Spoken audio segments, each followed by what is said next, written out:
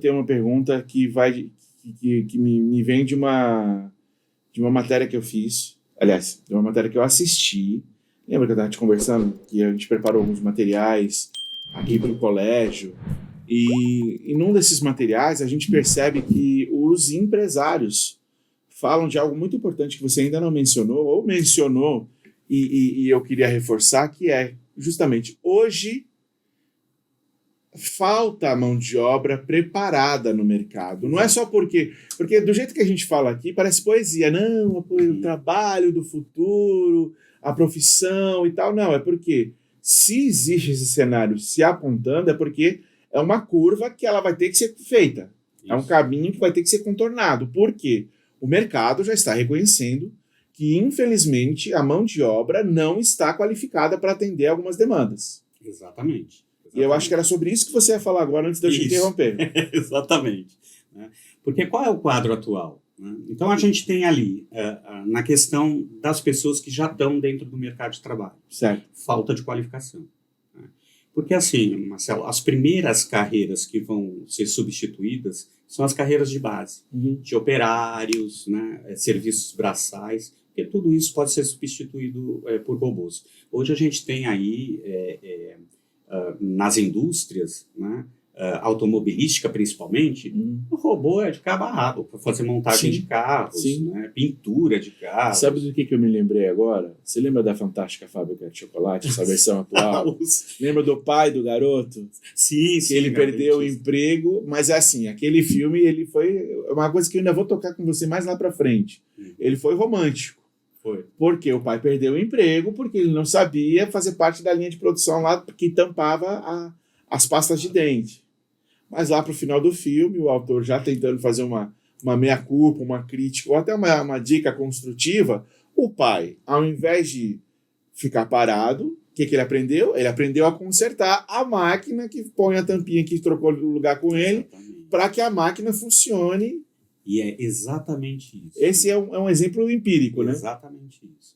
Se você não tem mais aquela profissão que era a sua carreira, você pode se qualificar, dentro das novas tecnologias para que você continue empregado, continue com empregabilidade. Sim.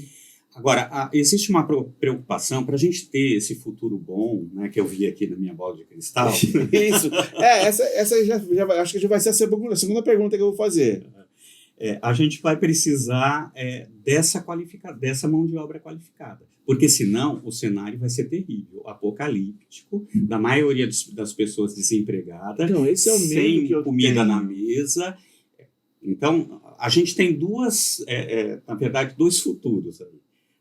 Esse das pessoas deixar para depois, e quando o futuro chegar, eu estou pensando em outro filme, José. Ou a gente tem esse futuro das pessoas aprendendo um novo emprego que nem na fábrica de chocolate, ou infelizmente também aquele futuro que é a crítica social do Elysium, por exemplo. Exato! que mostra justamente as tecnologias tomando conta e sendo, entre aspas, apropriadas por minorias lá naquele planeta artificial. Exatamente. E as pessoas embaixo, vivendo de lixo, enfim, sobrevivendo. Não exato. E, na verdade, nós não queremos isso. Nós queremos que as pessoas tenham um estado de bem-estar social no país. Sim.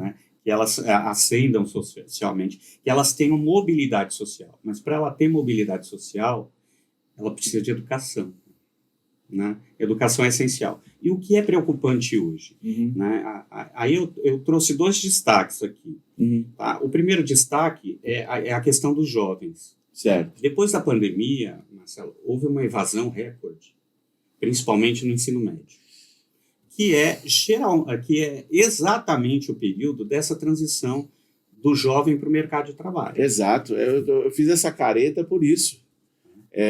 Eu acho que vira até um short o que você vai dizer, porque resume bem o cenário que a gente vive Exato. Hoje. A gente tem nessa outra ponta. Futuro, né, Marcelo? A gente tem numa ponta. Galerinha. Exato, a gente tem numa ponta demanda. E grande.